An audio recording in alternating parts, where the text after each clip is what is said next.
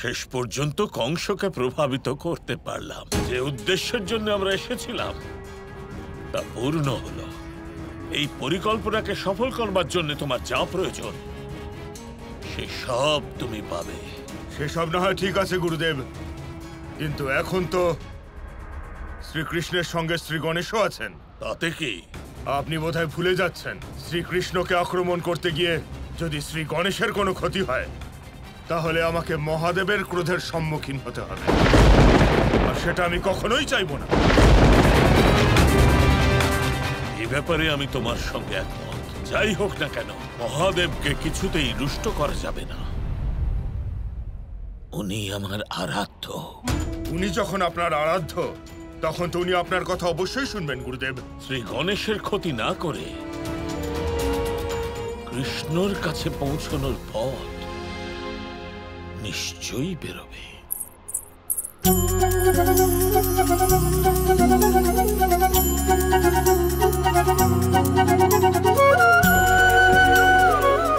ভ্রাতা কৃষ্ণ এই সময় এখানে? গণেশকে ওদিকে বৃন্দাবনে রেখে দিয়ে কৃষ্ণ এখানে কেন এসেছেন? আমার মনে হচ্ছে যে স্বয়ং আরাধ্য যখন কৈলাসে এসেছেন তখন এই লীলায় উনি আমাদেরও অংশগ্রহণ করাতে চান। প্রণাম আরাধ্য। আরাধ্য, গণেশকে বৃন্দাবনে রেখে আপনি এখানে এলেন কেন? গণেশের জন্যই তো আমি এখানে এসেছি। এর অর্থ কি ভ্রাতা? আমি আপনার কাছে একটা অনুরোধ করতে এসেছি। অবশ্যই, বলুন। যদি কেউ আপনার কাছে বরদান চাইতে আসে তাহলে তাকে আমার জন্য রুষ্ট করবেন না। আপনাদের কাছে আমার এই একটাই অনুরোধ। কিন্তু আরাধ্য, আমার কাছে কে এবং কেন বরদান চাইতে আসতে পারে? সেটা আমি কি করে বলবো? আমি শুধু এটুকুই বলতে চাই যে আপনি নিশ্চিন্ত থাকুন, আমাকে নিয়ে চিন্তা করবেন না। আপনার যা ইচ্ছে আরাধ্য। আরাধ্য বোন, এবার আমি আসছি, আমার যাবার সময় হয়েছে।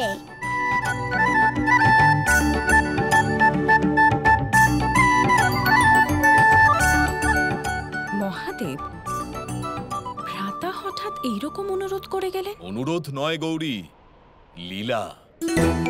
আরাধ্যের নতুন লীলা আরম্ভ হতে চলেছে, আর এই লীলার অংশ হিসেবে শীঘ্রই কেউ আমার কাছে বরদান চাইতে আসবে, আর আরাধ্য চান না যে আমি তাকে রুষ্ট করি।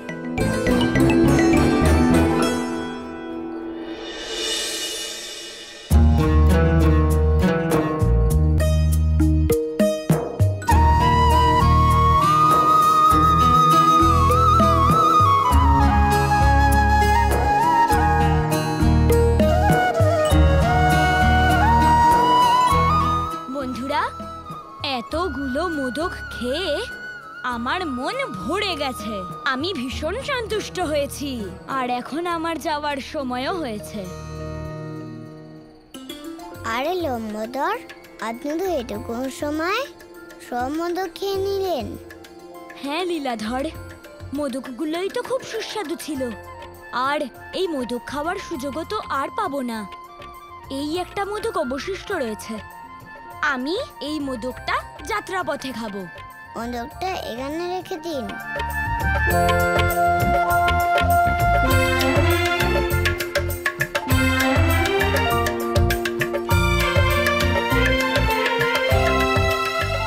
এখন আমার যাওয়ার সময় হয়ে গেছে।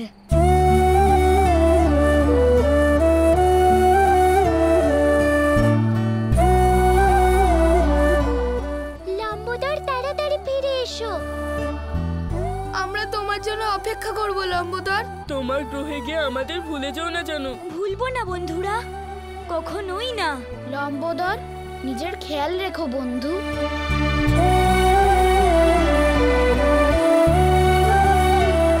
এবার আমার যাওয়ার সময় হলো, আমাকে অনুমতি দাও।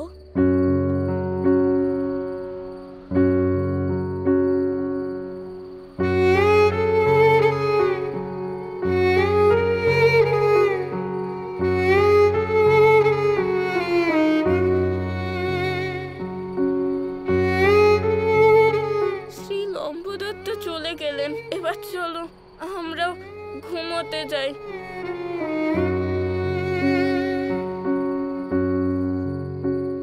চলো গোপাল, এখন অনেক রাত হয়েছে।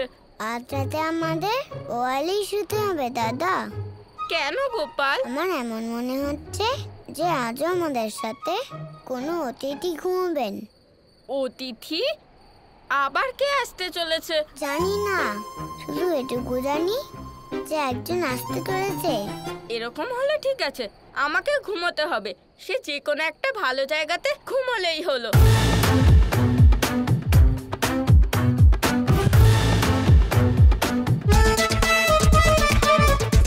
চলো গোপাল, ঘুমিয়ে পড়ি।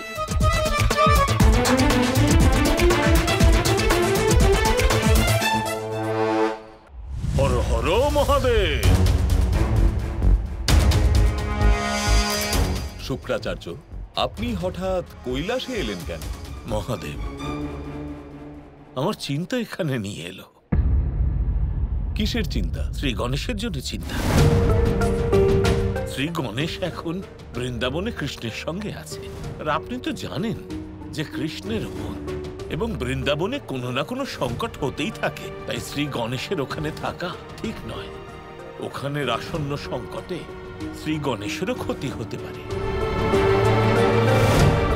আর যদি শ্রী গণেশের কোনো ক্ষতি হয় তাহলে তো আপনি রুষ্ট হবেন। আপনি ঠিক কি বলতে চাইছেন? স্পষ্ট করে বলুন। আমি শুধু এটুকুই বলতে চাই যে আপনারা ওনাকে ফিরিয়ে আনুন। সত্যি অদ্ভুত আপনার লীলা আরাধ্য। এবার বুঝতে পেরেছি যে আরাধ্য আমার কাছে কি চাইছিলেন। শুক্রাচার্য, গণেশ বৃন্দাবন থেকে কৈলাসে ফিরে আসার জন্য এর মধ্যেই যাত্রা শুরু করে দিয়েছে। কিন্তু তাও আমি আপনাকে একটি কথা স্পষ্টভাবে বলে দিতে চাই। বলুন আরাধ্য। যদি বৃন্দাবন থেকে কৈলাসে ফেরার সময় গণেশ কোনো কারণবশত সিদ্ধান্ত পরিবর্তন করে এবং পুনরায় বৃন্দাবনে ফিরে যেতে চায়, তাহলে এই পরিস্থিতিতে গণেশ যদি কোনো সংকটের সম্মুখীন হয়, তার জন্য আমি কিন্তু মোটেই আপনাকে দোষারোপ করব না। আমি আপনাকে আশ্বস্ত করার জন্য কথা দিচ্ছি, কারণ আপনি তো আমার পরম ভক্ত, আর আমি আমার ভক্তের জন্য এটুকু করতে পারবো না। মহাদেব, আপনাকে অসংখ্য ধন্যবাদ। আমাকে যাওয়ার অনুমতি দিন। হর হর মহাদেব। মহাদেব, এ আপনি কি বললেন ওনাকে? ভুলে গেলে গৌরী? আরাধ্য কি বলে গেছিলেন? আমার কাছে কেউ একজন বরদান চাইতে আসবে, আর আমি যেন অবশ্যই তাকে বরদান করি। আমি তো তাই করলাম যা আরাধ্য বলেছিলেন। সত্যি বলতে কি জানেন, আমি আপনার এবং আরাধ্যের লীলা কিছুই বুঝতে পারি না। আমার তো শুধু গণেশকে নিয়ে চিন্তা। কিন্তু গণেশ তো কিছুক্ষণের মধ্যেই কৈলাসে ফিরে আসবে। গণেশের ইচ্ছে তো কেবল গণেশই জানে। মহাসুর, আমাদের আর চিন্তা করবার কোনো দরকার নেই, কারণ শ্রী গণেশ নিজ গৃহ কৈলাসে যাওয়ার জন্য রওনা দিয়েছেন। এবার তুমি যা করতে চাও করতেই পারো। আমি সবাইকে সম্মোহিত করব গুরুদেব, আর তারপর আমি ত্রিলোকে বিরাজ করব। কিন্তু তার আগে আমি বৃন্দাবনে অবশ্যই যাব।